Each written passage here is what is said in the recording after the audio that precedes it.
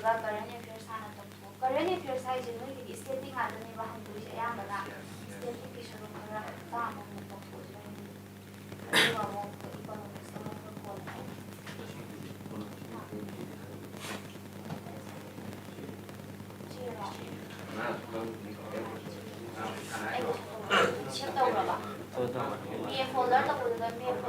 कोन direct नहीं folder था वो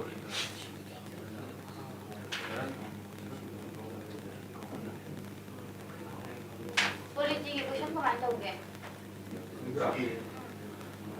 इसी क्वेश्चन का माइंड ड्रॉप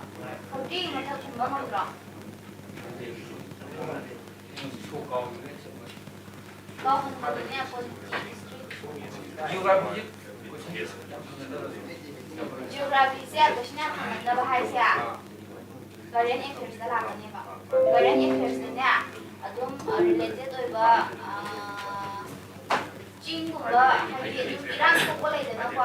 अदुम लमदनी खंदे चिंगदनी खंदे शीदनी खंदे अदुम इरान थोपगी दा पातलगने जियोग्राफी क्वेश्चन हंगनेबा थ्योरी दगी नतबिदा अदुम पातल करंट अफेयर्स को पुनः पुनः हंगनेबा अदुदने फॉर्म दुदि करंट अफेयर्स ने खल्लनेबा अदु हंगतुई जियोग्राफी हिस्ट्री को बनामो हाइदि डायरेक्ट तादगी हंगिदना सिना पातल Coba?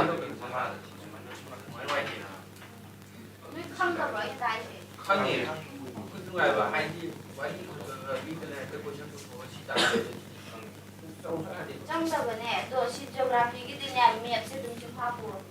맵세 공부야 스테이트 떠올려서 뭐냐 항바 항바 야해봐 스테이트 아무다 그냥 토어서 또 스테이트 또 항에나 칼로바 아주 지오그래피기 나 컴러디 컴러디가 많이 컴러셔서 또 많이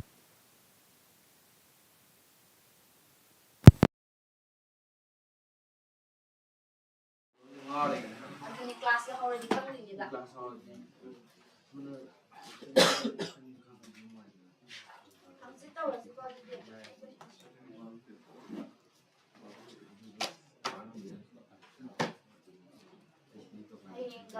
그다지 리버를 오래니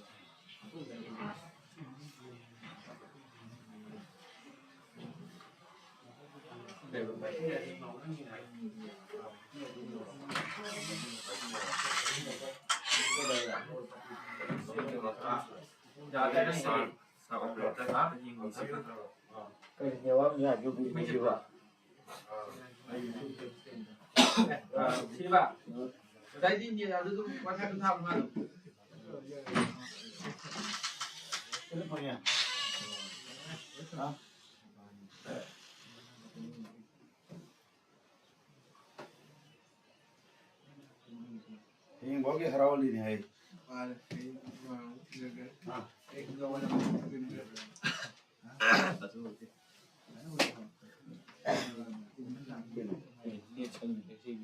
Kaya. Ni takaw di. Ba thaw da.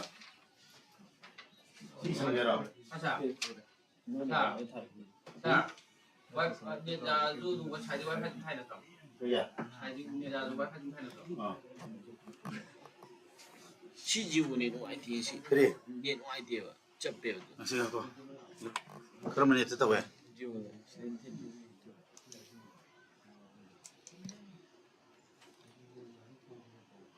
Sige ko boleh sih. Kasi ni ito taw karo kano taw karo ba. 시토 이제 텐메니 게노 또 이제 옆에 텐메 인터넷 샴보이 와이파이 찬도 또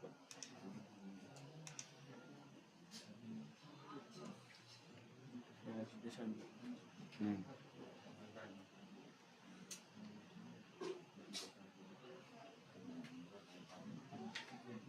Kala minit amaga thari ra no ba. Ano bola thara. Ano ka ore ba. 이거 타라가 엄청 문에 봐 Okay. 나도 Ni se taw le. Jio fiber ke jio ki ne se kana pa ri jio.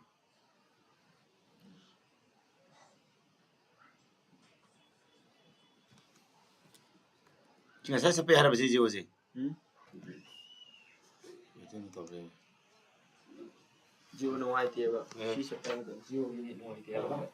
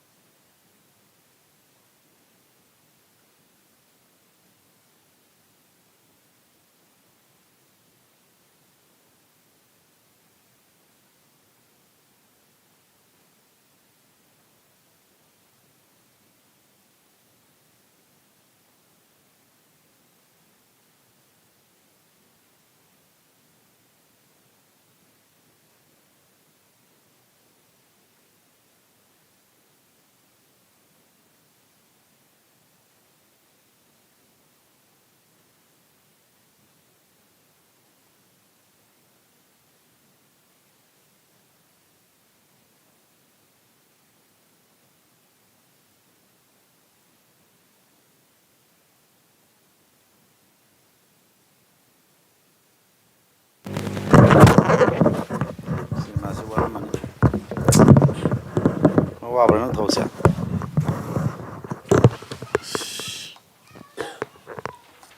Dalam rumah lain. Apa? Kan udah bikin tadi. Oke, lagi. Terus apa?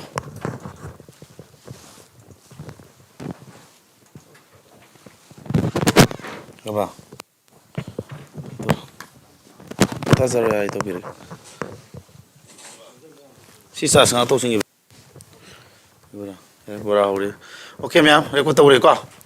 Mare record tharma ba. Okay. Oh pare. Hi ma'am.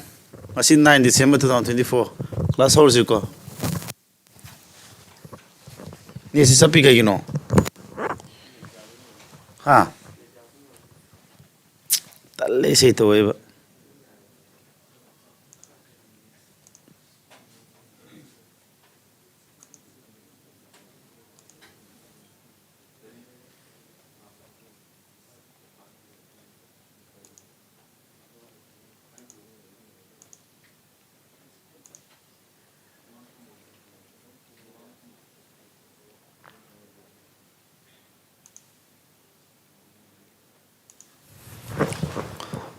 Ma'am को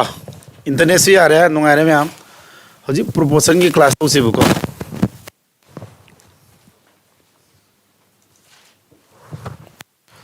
proposal ने जी तो दी class है proposal है दिखे है खंगदब्रा अइना सी ममांग the कई chapter तौग्रे ratio ताग्रे को ratio की थ्योरी फजन ताग्रमने को थ्योरी अमसुंग तोइना हंगनबा को easy but most expected questions ko kwaidagi akoina expect to ba kwaidagi asa to ninga oi bhai di lak pa ya ba hangan ba questions du ta khre class 1 adi class number 2 da so ai ke dore 4 km kum pan ba ko haidi phajaba easy oi ba easy and some ko repeated questions hai tare exam da toina hangan ba questions se ko lai de lai ba duga repeat toina togan ba oh ya ba lai de lai ba du ke do ba toina togan ba du ba question jing ne ba yare ko adu tawre hojik proportion la ni proportion habits ke no ko da ratio ni mane ha ba the equality of two ratios ko ni mane have si bai khoina kai koi ba proportion ko we ko proportion ha badi ratio ni mane ba kamaina mane ha no khudam na utke ko akhona 2:3 have si ratio ma natra 4:6 have si ju ratio natra 2:3 amana 4:6 si akhona kakthalaga di kya tarakani 2:3 tangam mi ko ata di si ani si mane have yadro sina khitang size sauna sangnam na bai wani ratio ai di kai heba sangnam na bai value heba ni sina size khitang sauna sangnam na bai wani sina khitang pikna bai wani ba ko yarba kyan dai ko kan se mono ka modi revision oirani oiro oisilo pare adi aina jin tak pina noi lek pa do jabi mong oiro jik english kuma ka yun fuwa se ba ko pung kya da lak tuine sa do lo kano ano honar si ko mak tu sama kun kun tra phang do lo re hai ko sa sida akoina ratio ni lere ko sidam ke do ba si ratio ni sida khara pik na sangdam nei sina song sangdam na wani sina kari kaugi standard ratio kaugi hai marani makhata drabani na sina makhata na kakna yai aduna ma sina kai koi ba nan standard ratio ni hai gi koina adi ratio ni manare haradi proportion ni hare ata di tam kya di sangi sida tam ama ani ahum mari subra tam mari sune maya gi ani leini ko maya ga ni sibu ke ko khana means haina ko ne ba ma ta ga disna kari extremes ko ba ko maya ga nisna means ma ta ga nisna extremes haine ba ko adu di akhona kai nom check to se maya ni puila kya ta 3 4 ja 12 ta bra ma ta ni puino 2 6 ka kya ta 12 ta bra adu di akhona kari khanga me sidage maya ni puina phone se ma ta ni puina phone ga mana bra mane ko the product of means kai ba product of means equal to product of kari product of extremes ka mana ne maya ni puina bunga mata ni puina phone mana ne ata de me am akhui ke dawra sida bs to question adum hanga ka ne sida bs to question ja adu ki badi hanga le ko sidam lai re horen ko ai de pass lo proportion की question लिख लरे जी को यार बा सिबाउदी ज्ञान दारे को okay अदु कुनो जि ताइ बसिदा यावजु सिनजलो अदु वीडियो अदु मोबाइल ऐप फंक्शन फन तौरे को गी play store the vision Manipur online mobile app से को प्ले स्टोर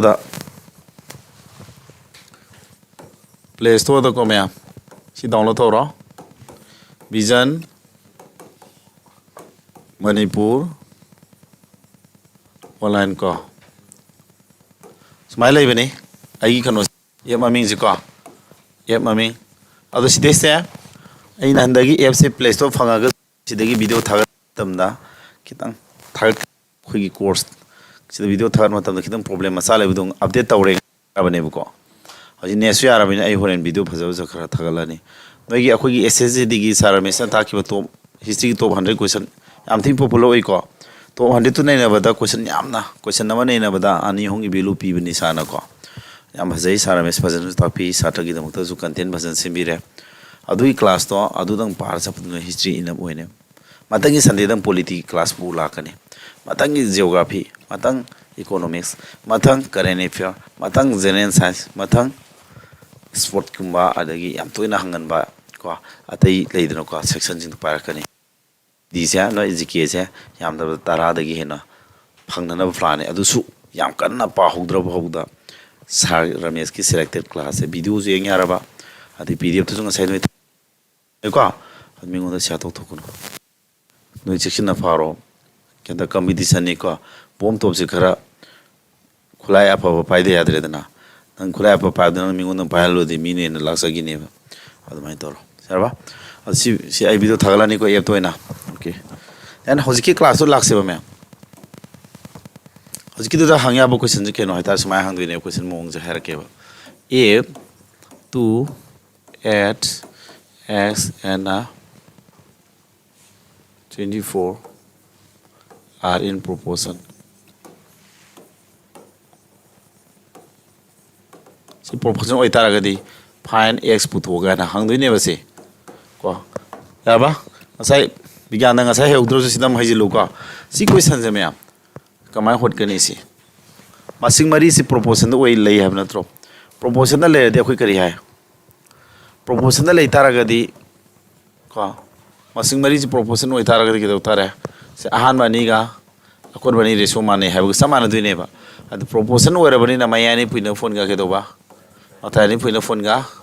मानगदबनी होजि हाइगिबदो नत्रदि यादेब मान प्रोपोर्शन नि हायरबनी ना मायानी पुइना फोन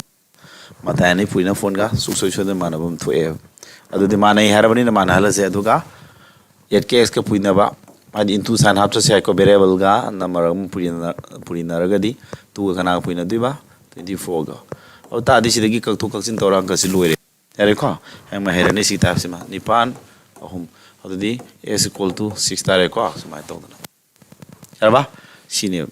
हम हेरे को हम हेबे यावरे एनालिसिस कोमद्रा में हम हेरे हबा अद सी क्वेश्चन जे अमो हनिंग जते नते अनदर लैंग्वेज द कमाय हेबे सी क्वेश्चन जे सेम को समायन पिरम दबिदा हायें क्वेश्चन सेम इन पादोन समायना 2:8 x is to 24 समायन पिरम बा then x equal to what का हरकत दिने सी वे तादी x क्या न होगा ना अदि अमकसु if 2/8 equal to x by 24 then x equal to what समाय देना त्रा क्वेश्चन if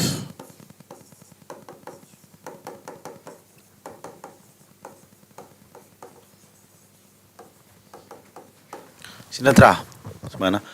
आइने इरिबा क्वेश्चन खुदिमक से समाय होतुइने समाने सी कई सिमोना प्रोपोर्शन सिमोनी को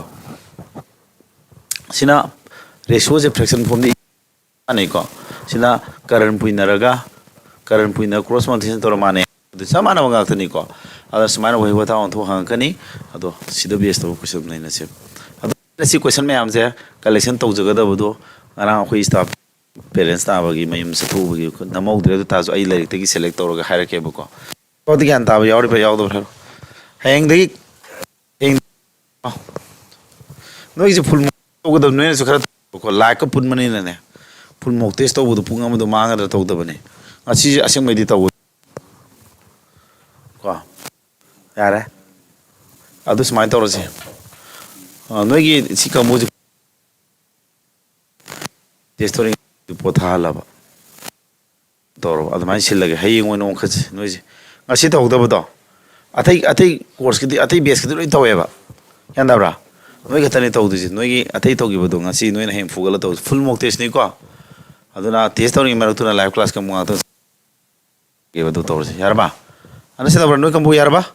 ꯌꯥꯅꯤꯀꯣ ꯂꯦꯛ ꯄꯥꯟꯅꯔ ꯂꯥꯛꯑꯣ ꯁꯦ ꯌꯦꯡꯁꯤ ꯀꯣꯏꯁꯟ 50 ꯗꯥꯏꯔꯦꯛ ꯀꯣꯏꯁꯟ ꯇꯧꯗꯣꯏꯅꯤꯀꯣ ꯅꯣꯏ ꯃꯃꯥꯡ ꯍꯪꯈꯤꯕ ꯄ꯭ꯔꯤꯚꯤꯌꯁ ꯁꯦꯠ ꯑꯃ ꯂꯧꯈꯠꯀꯦꯕꯀꯣ ꯊꯋꯥꯏ ꯌꯥꯎꯅ ꯍꯣꯠꯅꯁꯤꯀꯣ ꯃꯌꯥꯝ ꯀꯣꯏꯁꯟꯁꯦ ꯅꯝꯃꯒꯅꯦ ꯌꯦꯡꯉꯣ ꯅꯣꯏꯁꯦ ꯌꯦꯡꯉꯣ ꯕ꯭ꯂꯦꯛꯕꯣꯔꯗꯇ ꯇꯥꯛꯄꯒ ꯁꯤ ꯇꯥꯕ ꯀꯌꯥꯝ ꯈꯦꯠꯅꯒꯦ ꯕ꯭ꯂꯦꯛꯕꯣꯔꯗ ꯇꯥꯛꯄꯒꯤ ꯃꯑꯣꯡꯅꯤ ꯍꯧꯖꯤꯛ ꯇꯧꯗꯣꯏꯁꯦ ꯈꯦꯠꯅꯕꯅꯦ ꯌꯥꯝꯅ ꯁ꯭ꯇꯥꯐꯇꯣ ꯂꯩꯇꯕꯗꯣ ꯅꯝꯍꯧꯗ꯭ꯔꯦꯕ ꯁꯤ ꯁꯨꯃꯥꯏꯅ ꯈꯜ ꯂꯩꯗꯣꯔꯦ ꯑꯃꯨꯛ ꯁꯦ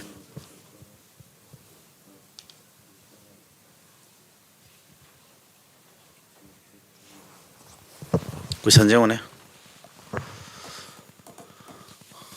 ꯌꯦꯡꯉꯨꯀꯣ ꯁꯦ ꯌꯥꯝ ꯍꯪꯉꯤ ꯑꯃꯨꯛꯇ ꯍꯪꯕꯅꯤꯀꯣ ꯁꯤꯒꯤꯁꯦ ꯑꯩꯅ ꯍꯥꯏꯁꯦ ꯊꯥꯖꯧꯀꯣ ꯌꯥꯝ ꯍꯪꯈ꯭ꯔꯖꯥꯠꯅꯤ ꯀꯣꯏꯁꯟꯁꯦ ꯑꯝꯇꯪ ꯀꯩꯅꯣ ꯇꯧꯒꯦ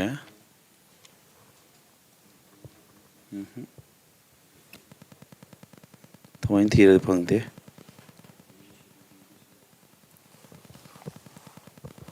if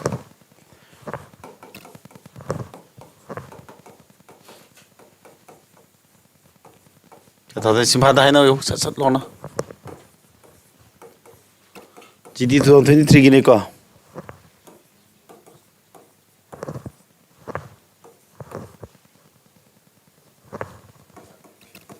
ꯀꯌꯥ ꯇꯥꯅꯤꯁꯦ ꯍꯟꯊꯔꯣ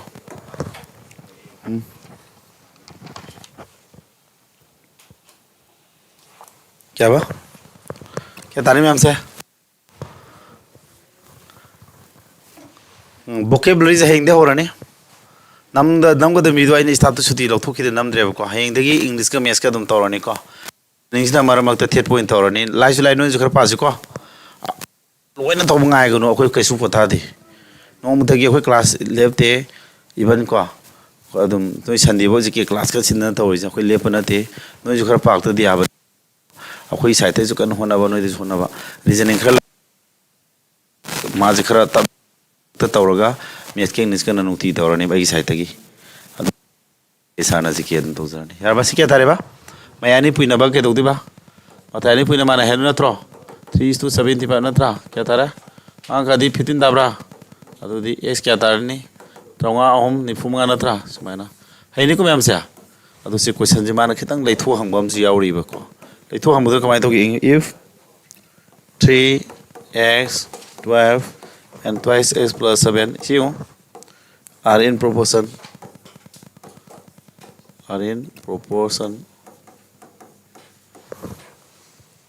then 6x is 6x तो क्या था दिन हुई सो क्या था नेम थारो क्या था नेम थारो संडे की नोगी हिस्ट्री साग दुनु ngai bro मैम था नरो हिस्ट्री की सारा मेस नुंgai नुंgai तम था नरो साउंड खन नुंgai तब रो सिवा साउंड जी कंतो बेरा शास्त्र मरो ये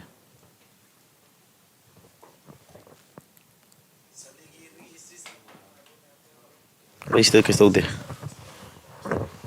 Sidi?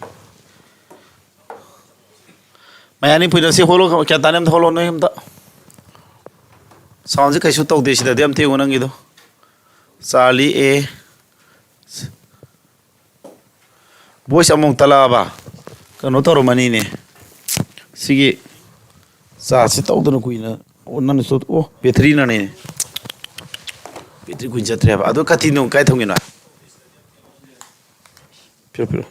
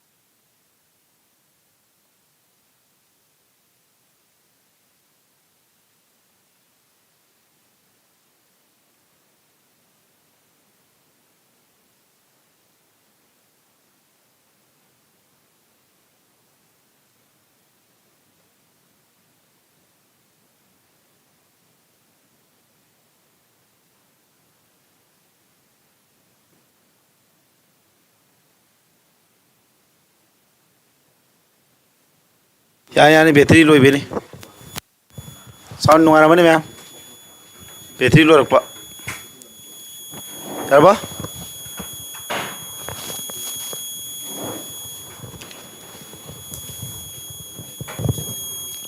यारबा मैम पुंगा संग्रो संडे क्लास की वीडियो दो सर संडे क्लास तो कनो लाकनी संडे क्लास फंगनी कनो दो फंगनी आई एप तंगसी खुलांगांग कौगे को एप तो फंगल लगे एप तो यारे थगत तब दंगारे सॉरी रो आम सो फराने बैटरी कन मगे मो खोंगे साउंड सा साला मैंने गातंग आयो लैदग रे आपरे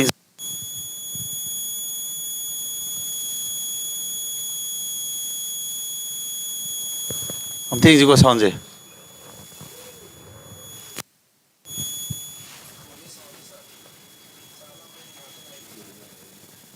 फरबा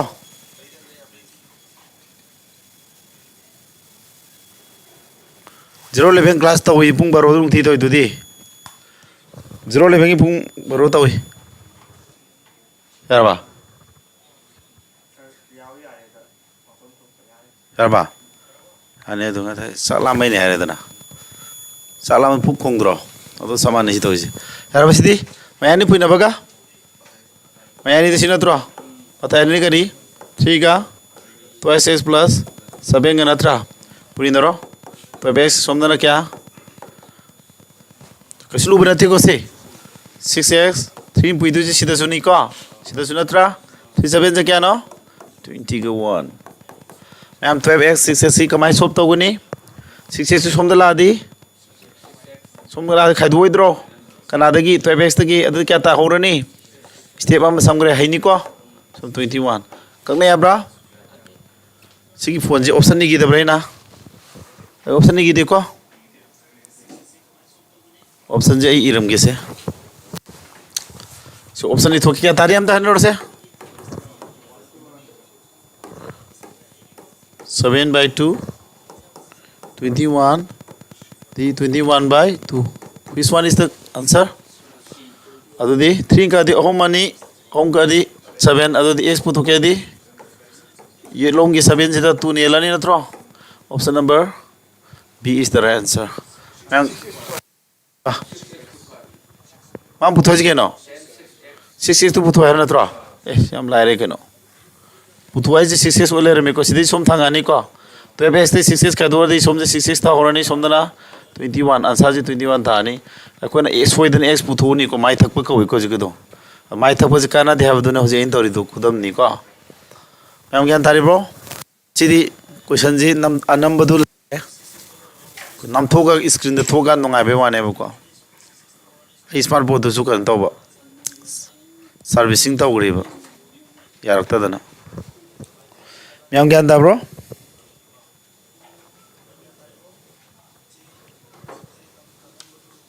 क्या देखो से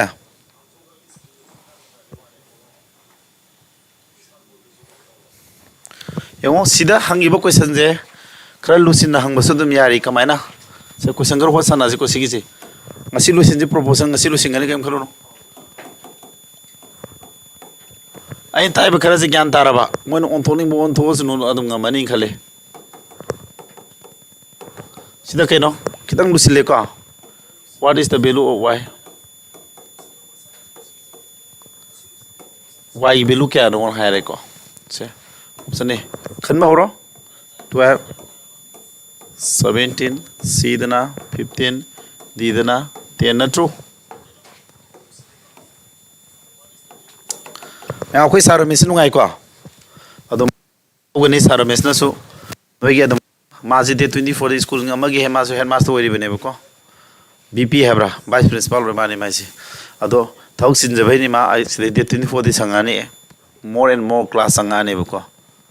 जिकी हबा जिकी जि नोय की रनो मे सोन मकमबु से जिकी दगी ने आ तो question ngamaga kun ni manong da tara la lan je 93 da ngam je bako जिके द कुन मनों द कुन ꯇꯔꯥꯇꯔꯦꯠ ꯇꯔꯥꯅꯤꯄꯥꯟꯒꯗꯤ ꯈꯔ ꯋꯥꯕꯅꯦ 22 23 ꯁ꯭ꯋꯥꯏꯐꯥꯎꯗꯤ ꯉꯝꯕ ꯌꯥꯏ 25 ꯁ꯭ꯋꯥꯏꯐꯥꯎꯗꯤ ꯍꯣꯠꯅꯔꯗꯤꯀꯣ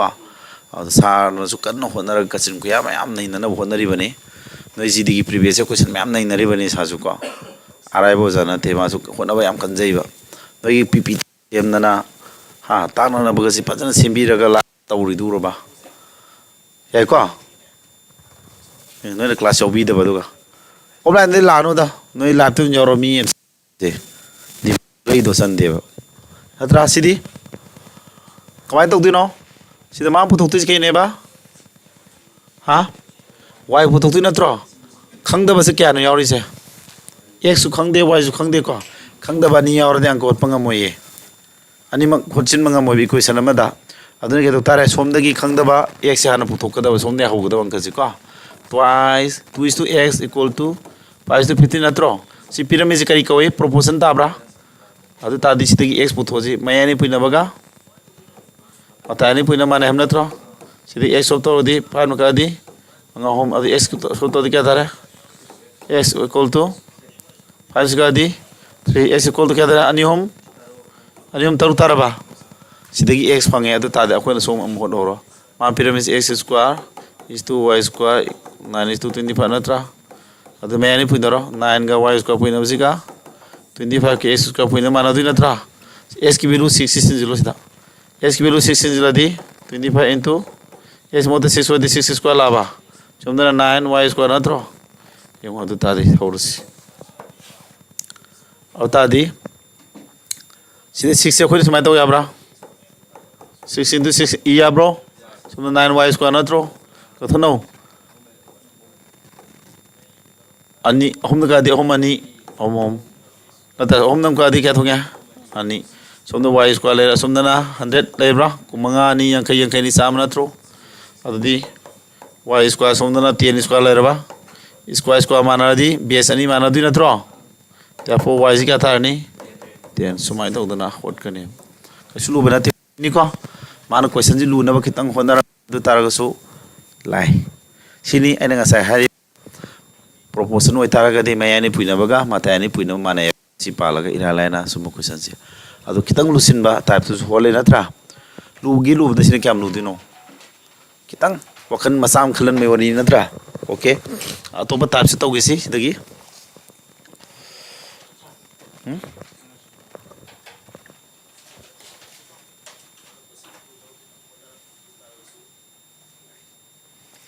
Hoje tu mana ba maswan hangi ko yam hangi ko 2023 gadi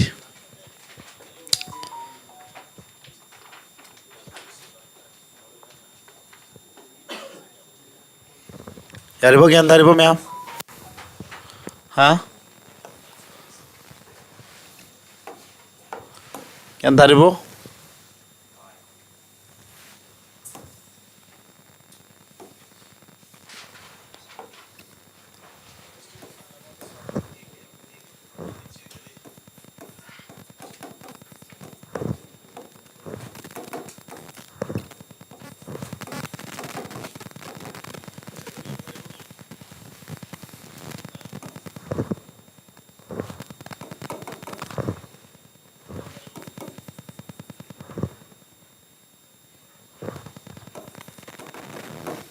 Babiru kya tane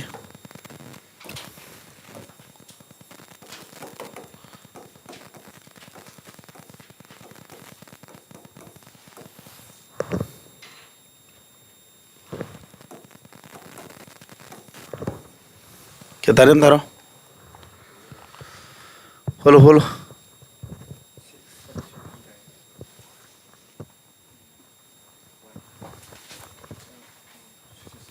nine ga gari ga 25 ka do square sadu oga kakna ba yabra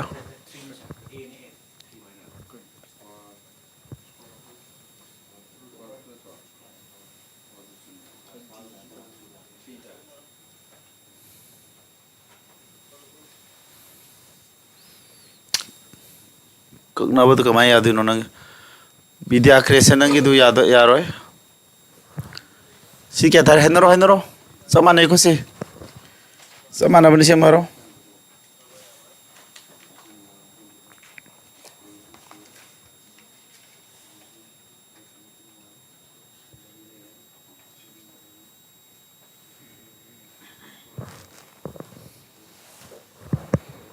क्या बा क्या तारे में आप है नरो 6 तारे सपम रमेश की इथोई 6 या हमारे विद्यासन कोराकपम राजधानी 6 यार हमारे वेरी गुड ऑनलाइन कमुदी 6 तार बा सुमाय तो सिको सिदा तो दिस हजकी तो मानदु नत्रो सिदगी मैंने पुना दी मैंने पुना rho equal to 2 ni 4 yes mo क्या फंगे सिम यूज तो दिन नत्रो मैंने पुना रो 4y square equal to 9s square नत्रा yes mo क्या 4 नत्रा अदुदी equal to 9 into 4 square so the 4 into y square 16 नत्रा सिदा का दी 4 थुंगा बा अदु क्या था रे y square equal to 36 तारा बा अदु 36 है क्या नो 6 square नत्रो अदु therefore y value क्या था रे 6 तारे को समान है नि को अदु ने एना जे अमा फजना गीता दी अतोपमा ओंथो हमदा हैरकने बकसु लुदमनिना हरबा अदु अतोपा टाइप था लासी को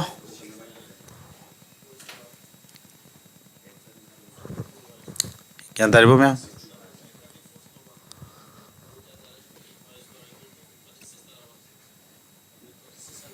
आगे स्मार्टफोन से हाँ नगी दो ऐसे सिने से आगे नते बको याद है बगी मैं बहुत सिल्ली ने बको आगे दो वाले साइज तो 100 बने न सन गया था बस कितना ब्लैक स्क्रीन से पी याद रखो नेक्स्ट और क्या रहो ओके नेक्स्ट हंदा किताब से ना सी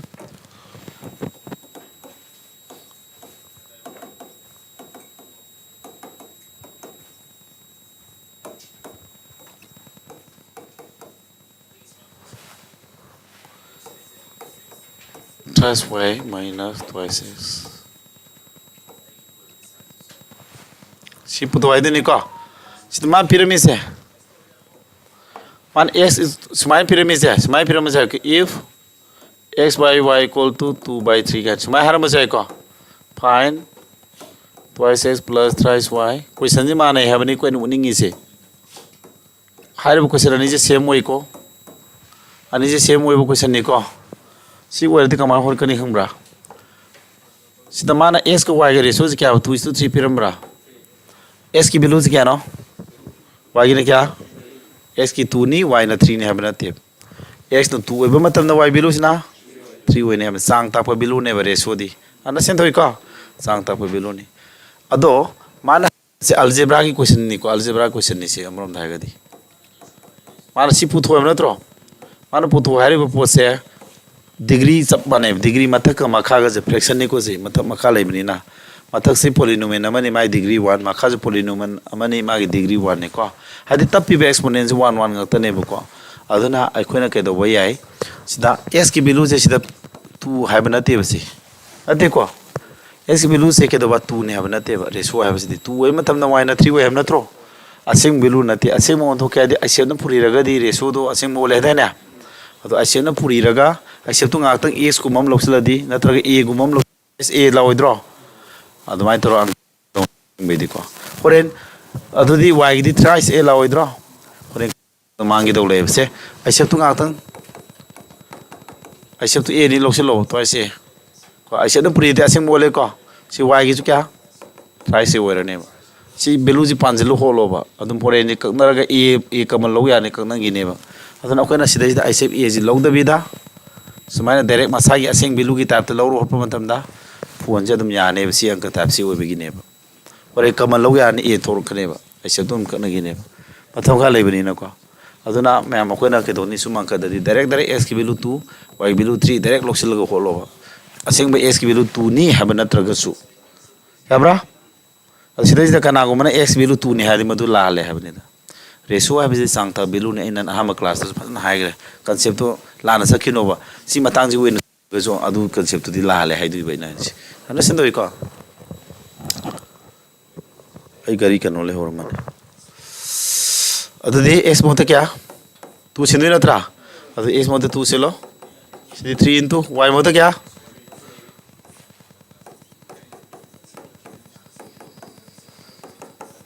फोर प्लस 9 लाबा ना 9 minus 4 क्या था 13/5 समान था नहीं है किधर सिलू ज्ञान था उबरे होसी बिलो है नहीं दसी दी तो मामा ने रबा यो सिदा हंगनिंग यावरी ब्रो यावदे हजिक आइना डायरेक्ट क्वेश्चन दाम लागे को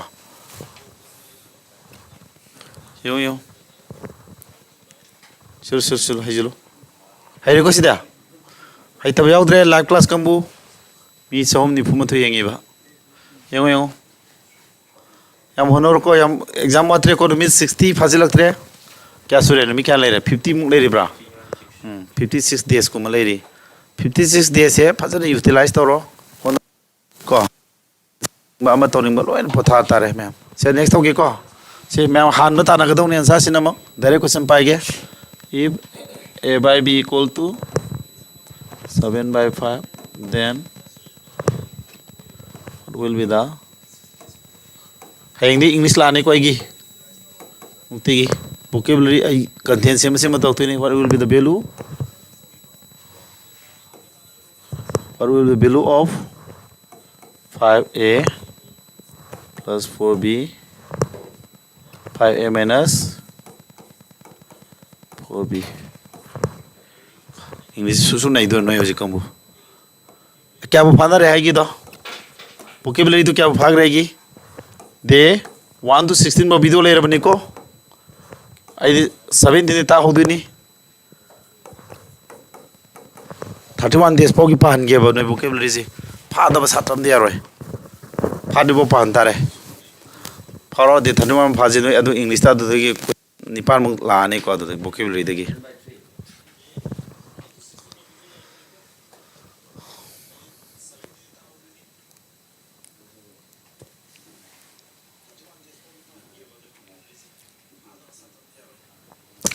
क्या तारे हम थारा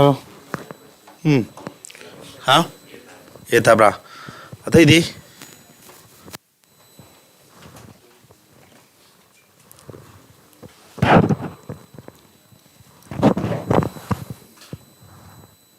hay nare am na lai bra lai ko a mohta kana sin dui ba 7 b mohta 5 ya re ham ni ko adu a mohta 7 4 b mohta 5 5a mohta 7 b mohta 5 adu kya na ta du sia 35 plus 20 makadana 35 minus 20 kya tare 55 minus 15 da bra manga home manga 11 by क्या तारे 3 तारे को समाना है किधर हम दियो है नहीं रोए अब another time हम तो उसे वो को सिबो दिया अंदर को अतोपा सीना तब अखो ना कहीं नो से एक बी के बिलु पिरामिड ना तो से रेसो असी पिरामिड पर इन A B ratio direct pyramid ना समाया हम मुझे लेबो सी हंगदुई ने समाना ए बी रेसो पिरम लायरी ने पिरम द बेस लेतो से हमको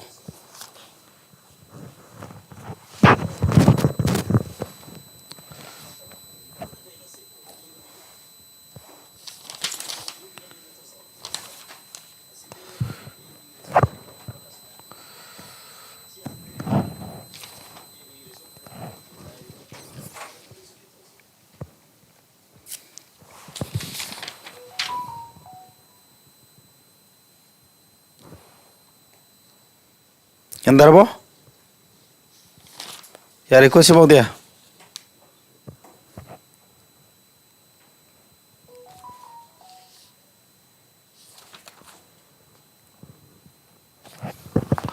नेक्स्ट हाउस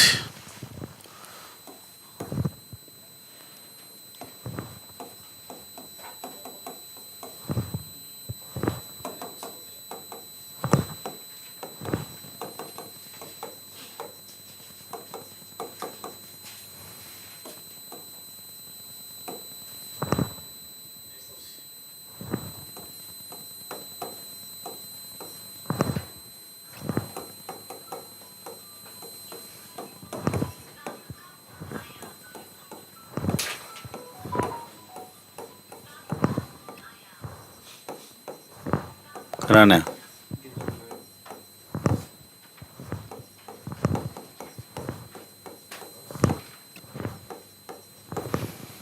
चबा सी तो सी कमाई तो सर क्लास 10 की मैथ्स की ट्यूशन तौबीरो 2025 स्टूडेंट की खंबीरगा ऑनलाइन की फीसु अदुम हाइबिरो क्लास 10 की मैथ्स की को दे अनोबगिरो सुम तौया मैम बित को अदुबो आई फोकस दे आई दी करो तौबनेबा को कंप्यूटर दा थबक एग्जाम द फोकस तौबनेबा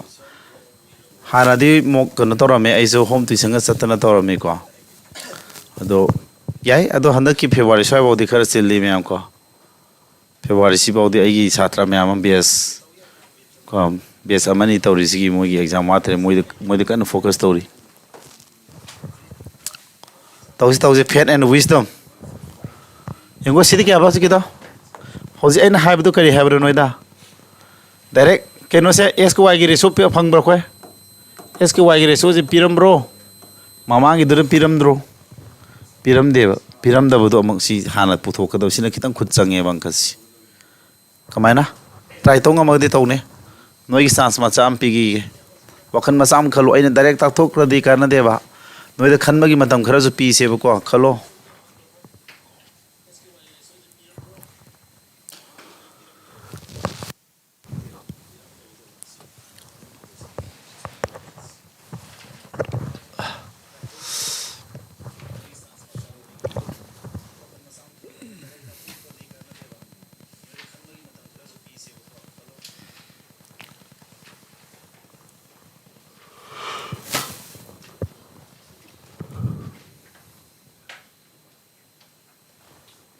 हरो क्या ताने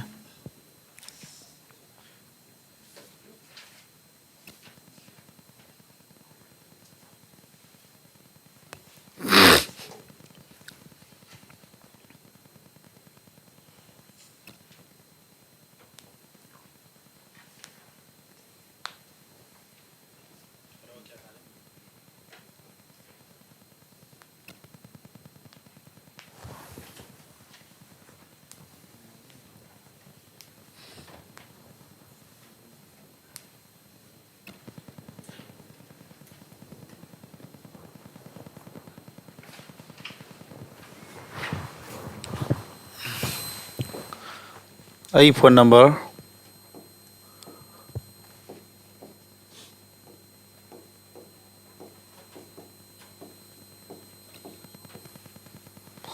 निजिको सिदा हाइसे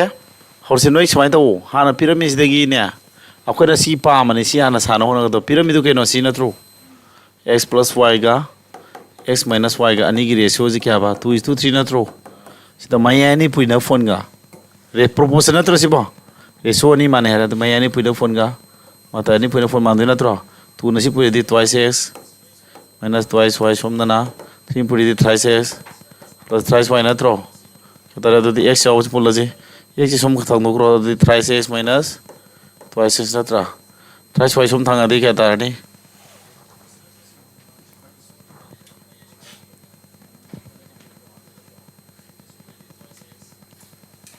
Kaya thrice x minus twice x. Ada si thrice y som laktu na tro. Minus thrice y tarba. Y si minus out dore ne ko. Minus 5 y minus tai ko sina kya x tabra. Ratio puto kya dige do tare. Ratio puto matlab da sumana cross sa nahi habra. x ki nasi mamang lite 1 ne ko. X na y ki le minus 5. Y ki na 1. Sumai tarani ko si una ne bain mamang ngarang gi ratio da ta ke do twice x ka thrice y ga sum pirama ba x ko y ratio kya ta ni x na 3 y na kya 2 3 is to kya 2 ta do na tro si ta khram ne adumai na si ta re ko hoji kai no kai pa me sam tharo now hola seba x square minus y square na tro makad x square plus y square na tro x square di kya no x minus 5 side natro minus 5 square y di kano 1 square makadi minus 5 square plus y di 1 square natro matas kya tara minus ki square to di positive tarani ko 25 minus 1 sidi 25 plus 1 sumbra sidi 24 plus divided by 26 adu kathana di 2 ka di 12 2 di 13 dabra noi khara lakti ke no phone से तयन तारीरा हाँ phone तादेको अदो अखोन होली अंक से लाहानते सोमदा typing mistake ओरंगनी question पादोना को यंगजे दबाना 23 यार बसा सी 23 ओइलर में 23 is to 3 यार को सिनो होमवर्क तो जरूर यार सिदम होलो अनि थोंग तादरो तो अंक से फरे के नो अदो अंक अनि ताए समान अंक से दा अदुदी सी होलो सिनो नो होलो ता खरमिना हौज की तुम्हारे होलो होलो होलो लाला जो कोई तबम थो फोन दि पुथु इदना आदो हाइब कौई होलो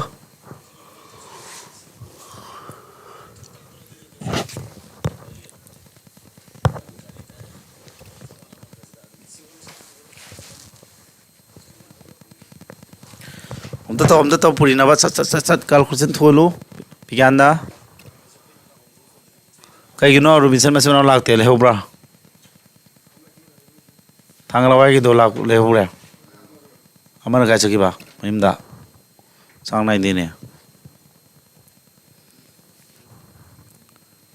फिजिकांता मंगाय थवा यावजे सियाना त अमदि लाइकन खुरुम यारे अनि नि अन किदा अमदि लेबक येंग यारे कनो अरे को से कमाई दो बा याद रहो सिबा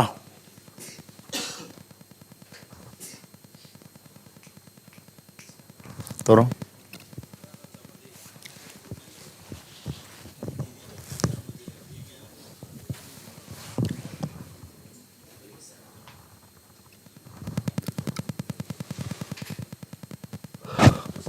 रोहित साइकोम टीए की क्लास नोई ने ज्यादा भी खंगा मरोई दो टीए क्लास तो नमी खरन दम याव यारी आदम हयेंग नत्र हयेंग दी खिता छुट्टी होई दो माल अखोई संडे जो छुट्टी बको टीए की से अदो हयेंग दी रैली नुंग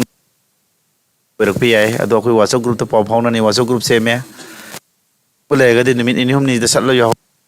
अखोई संडे होई दे नमी कुंथ्रा ने हेना क्लास तौनिंगा लेरी को याव यारी अदो क्लास तो कोई वीडियो रिकॉर्ड पीबनी ना को रिकॉर्डेड अदम फंगने अदम कई खलोनो यावनिंग बो लेरगदी याम मंदा अदम स्मार्ट क्लास तौरी को क्या थारे बार नहीं तो होल बने ना क्या थारे आई तो वायरो सिबा पिनरो 23 पुरी क्या थारे के आई तो कैसे 23x 23 सी पुरी 23y मताय नहीं पिनरो 3 सी Puri thrice x thrice y ठीक क्या थारे 3x से सम लाओ समना ना 23y से सम सकरो प्लस 3y क्या तारे समना 20x equal to कहीं तो इसी बो ऐने सी तो इस फोर ड्रॉ थ्राइस सिरांदों हम तो कल इधर साला में है नीचे क्या 23x minus 23y 3x plus thrice y क्या सी समझा तू ना ड्रॉ 23x minus समझना ना 23y समझा करो 23y क्या बा thrice y क्या तारा 26y नत्रा समझना करी 20x नत्रा अदो कथन अदि अनि का दि तारा अनि का दि क्या ना समाइल x y रेशो दि के दोने ओन ने हबरा x ना y के लेबी ना बा सी y ना x के लेबी ना बा 10 13 is to 10 ला और तादसी बिलू जी यूज तो दुई नत्रो कदाई दा माना पुथो है सिदा नत्रो x square minus y square x square plus y square नत्रा x स्क्वायर दिखे ना x दी 13 नत्रो 13 स्क्वायर दिखे ना y दी 10 square 13 square plus 10 square 169 plus क्या 100 सिना क्या 169 plus minus 3 ने हन बेसे याद सा फलना में खंगे सा लामे ने खुद सी तलक पा लाला ने इरक पा माता से क्या तारा 69 मकाना क्या 269 यार निको से लूदम लूदब्रा लू देखो अदर आई नो ताई से x is to y direct पिरम बगी अमा ताखरे ममांगदा पिरम दा न समाना खितंग पुथोकनबा अंक होतपम चंगले पुथो मतोंग दा ngasai du manang hangba sina खितंग लुसिले को अदो अनिमक को खंजिलो टाइप ने लरोय दौनि समाय खंजिला दि यारबा मैम एन तारिको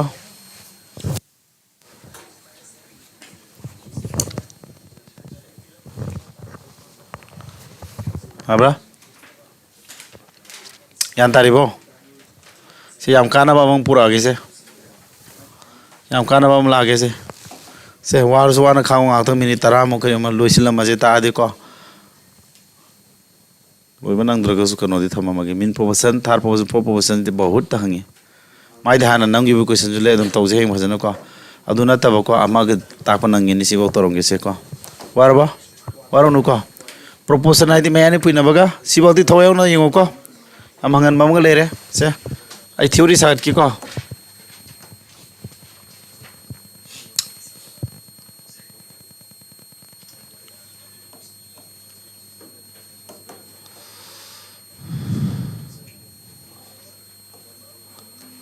Bakoi bari proportion dabram deu.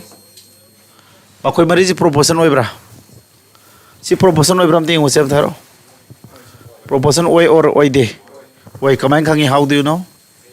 Mayani puina phone je. Matari puina phone mana bra? Anai ko. Sidi. Sabi tu tabra.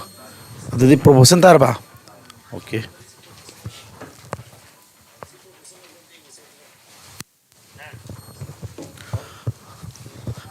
Mayani puina phone matari puina phone mana ko. Adu tadi si proportion tar ba. Adu ainam question hange ba. Sidi. Sina 6 haro, sina 10 haro, sina 4 haro, sina 7 haro. Proportion tabra sidia. Tai ta de. Ta de. क्या तिसिल लगा दी तान्या. तू तिसिल दी. तू तिसिल खलो. तू तिसिलो. उधर देखे दो ये. Proportion tabra. ताने को. है question से में बस मायना कमाए हंगी मोना. कमाए दो ने. What smallest number ko must be added must be added to is of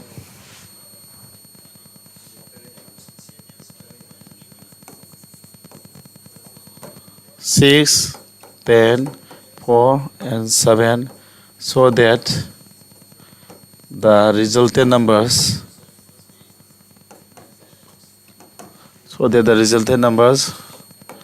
are in proportion. Kaya ano siya? Yung ko, 6 or 7 have numbers that what smallest number must be added to each of the numbers 6, 10, 4, 7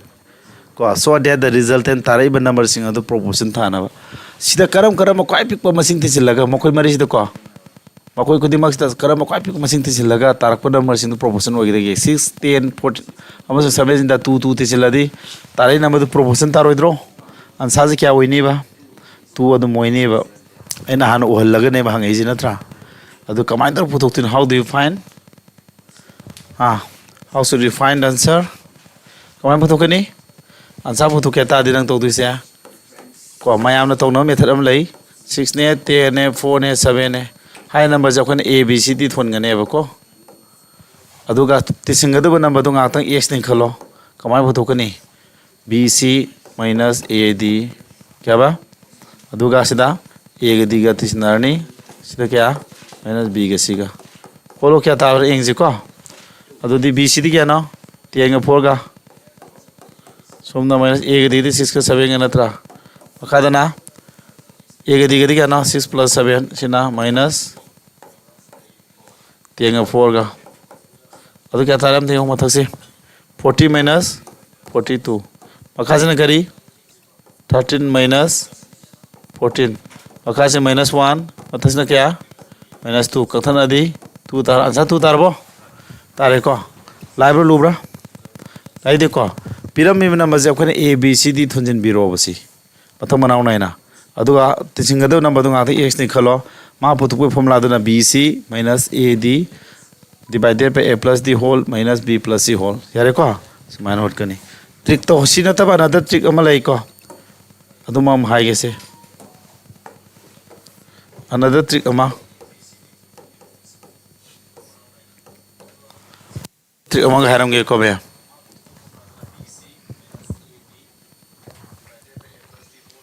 Atop trick among हारंगे से यंगो आमाजिर मथंगी कौनब ready लेरबनी को form notice ready लेरबनी खर पासलो सही अनि सन होनबद my पाक्तदे यार हइति take take सोले हायदो take take हंदक लिंगे धनक थाजदा इ number system हाइगे अदो हाइगे plan अमा चलोगदौनी को साब्रा अदुदे हंदक की तौदे ट्रिक्स ने लाई हेंदुनी को 6 10 4 7 नत्रा इन तौदे मुनमुनेंगो को सी डिफरेंस क्या नो माबानी डिफरेंस क्या नो सी डिफरेंस क्या नो को अदुदे हजिके तौदे आंसर जे करम पुइनो 3 ना 3 6 जा 3 के 6 पुइनो क्या था के 18 4 ना 6 से पुइ के मरी तरो क्या ना मरी मरी 16 करबा हजिके डिफरेंस पुथो सिगी को सिगी डिफरेंस पुथो को सी डिफरेंस पुथो 4 सी डिफरेंस 3 पुथो 3 ना खोय माता पुरी रनी 18 4 ना सिगी होम सो पुरी रनी 16 माथा कैरी डिफरेंस क्या ना सी डिफरेंस क्या ना 18 माइनस 16 की डिफरेंस पुथो क्या 2 नत्रा सिदा 4 3 की डिफरेंस पुथो 2 बाय 1 2 करम मन लाई हां करी 18 माइनस 16 ला सा फला में को कुछ यार तो सेरा तो ये को एनर्जी वाला पगी यार बा लाइब्रो लुब्रा करम मन भाई अकोल में आंसर थुब्रा खलो अपा मद तोरो पाट लो हेरेनी को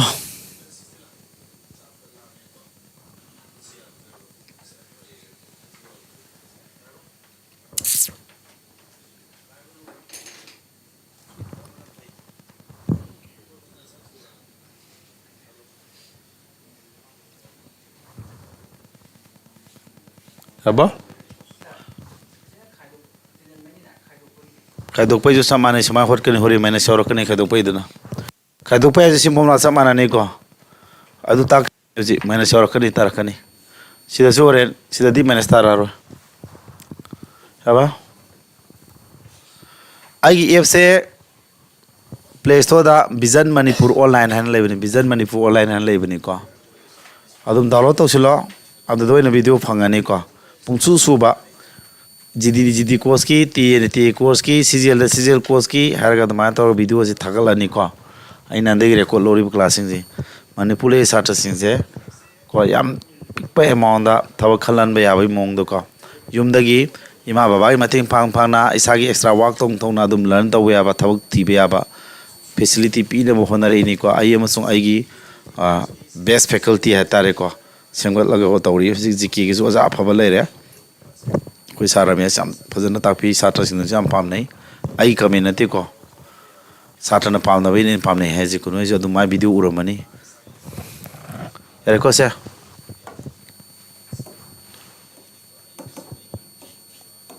what she talu selaje what is smallest number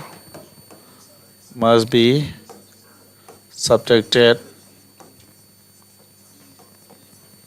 subtracted from each of numbers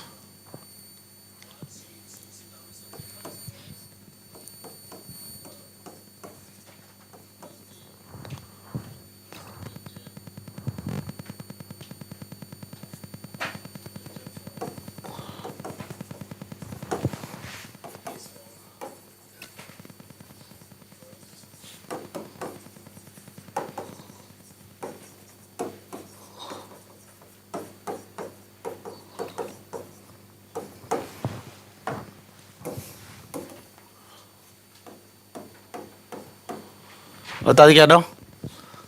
हजी की तो इन है तो के 11 15 9 12 नत्रो मखोज के दो ए बी सी डी थुंजुलो है नत्रो अदुगा खादुका तो मसिंग दो सी फॉर्मूला पालो है B C minus A D तिसिमबागी वरसु खादुक सी फॉर्मूला चमाने को माइनस बी प्लस सी नत्रा बी सी डी क्या तारे 15 into 9 A D D 11 into 12 A plus D D 11 plus 12 ये बी के सी के दी 15 plus 9 अरे को क्या तरह 15 9 से 135 11 12 का दी जी लाले 2 3 अरे को सा 11 12 का दी 20 का 3 minus 20 का क्या 4 पता से क्या तारे पकड़ से -1 -3 था अदरा अदु -3 था दे आंसर क्या था नहीं आंसर से 3 ने माइनस चावरी से सुम खादु कनी ताक्सा बई वानी को आंसर दो माइनस चावरो को खादु को दे मसिंग दु कना नो 3 ने है माइनस साइज ने ताजना सब्ट्रैक्ट तो ने है ताक्सा बई वाने फॉर्मूला दो कना सेम फॉर्मूला यूज तो रुबगी ने को याबा ngасai du di ngasai du khar thubram eng jiko kamana mune ngau sem ta sinjinge da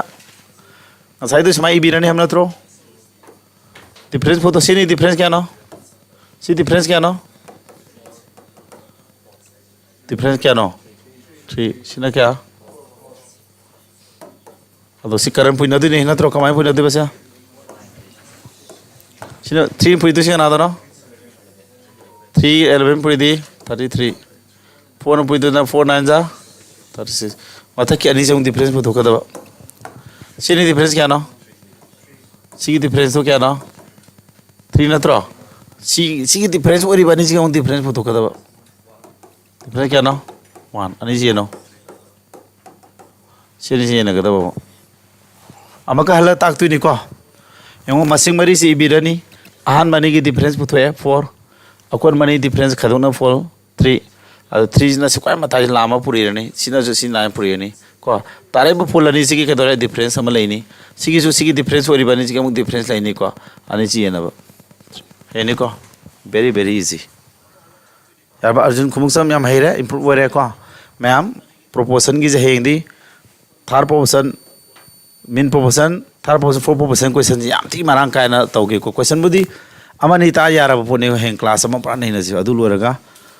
हें एस की मतंग खरा शॉर्टकट खरा हापसलंगे लोशन समझिन जेबा क्लास हनकी डिसेंबर नत्रगा नंगदगन जनवरी फर्स्ट वीक तई सिलेबस ता कवर तौरगा लेमौरी कुमारी कुमंगा लेमौरी से फेब्रुअरी डेट 4 नत्रो सिदा सिदा आइना खनो तौगने मैथ्स की फुल मोई की सेट अमंग क्वेश्चन कुन जी मॉक टेस्ट की टाइप पटकने तो इंग्लिश ना जी वोकैबुलरी ग्रामर अदगी क्लोज टेस्ट नंगति नैनरने रीजनिंग ने मरम मक्त मॉक टेस्ट अरे को नोई लिनिंग ले पोते अदगी सारा मैथ्स ना सोमदगी एक प्रोबेबल क्वेश्चन तो नहीं सिलकदनी को सिदगा खंद्रदे खल्लरोयना हा फजन नाइरदौने पारो को जिति को नमी नाम पुंग 12 बरो पादर कुन्नना पाद मतमनी कसितनी गुने लेबक लेपतुई मतम से देर फोर थादु एग्जाम से हेक क्वेश्चन नुंगायरग फन तोरम बाहायजे नंग पुसिम लेप तोरम लमजेन कसु लुदौ नत्रे मेडिकल हायरे नोना सफिट ओइबं गाक्तनी नत्रा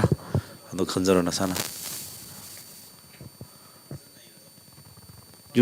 यनसेमम प्रियो निमलांगसे फजे यनसेमम प्रियो प्रियो नंग कॉल तौरो आई नमंग सा पिगिब दुदा दु मोरी सना जे फजन को आई कंटेक्ट नंबर ई दना मैं कंटेक्ट नंबर सी ले वरी सना आदि को सुम ताना जे बनोय ना मनि पुले बा छात्र सिंह को ऑफलाइन क्लास याव फंगद्र सुने ऑनलाइन द लाग याव बगी खुदों सा पीरी अद आइसो याम हैबदि नते अदु तारसो आइगी हैजरी खरा जे बेस लेवल ताक्सबो जानी अदो आइगी जिकी ओजा पार्टनर फजबम जु फंगे को अतोप सपोर्टर अनिम जु फंगे अदगी अते अते ओजा मयाम अमसु को अदम हापसिलगा फजना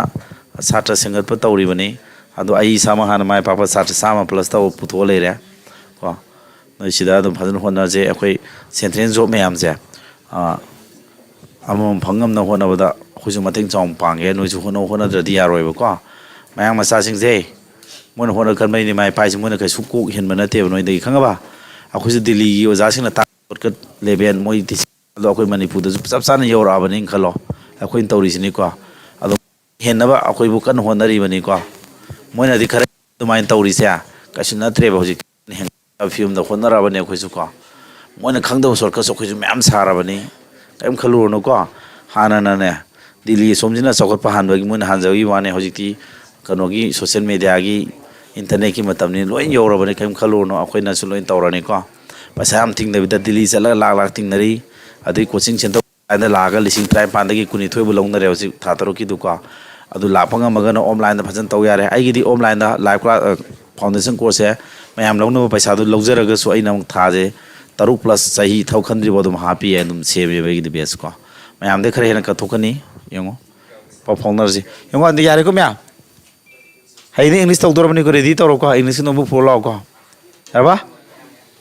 अदुगा हायेंजी मॉक टेस्ट समदि तौजे हाइनबनी कमाय तौबा मंडे खुदी फुल मॉक टेस्ट तौजे अदमी गिदी तौरे नोय बेस कदन तौदुसी तौरसिरा फरे अदु तौथोजी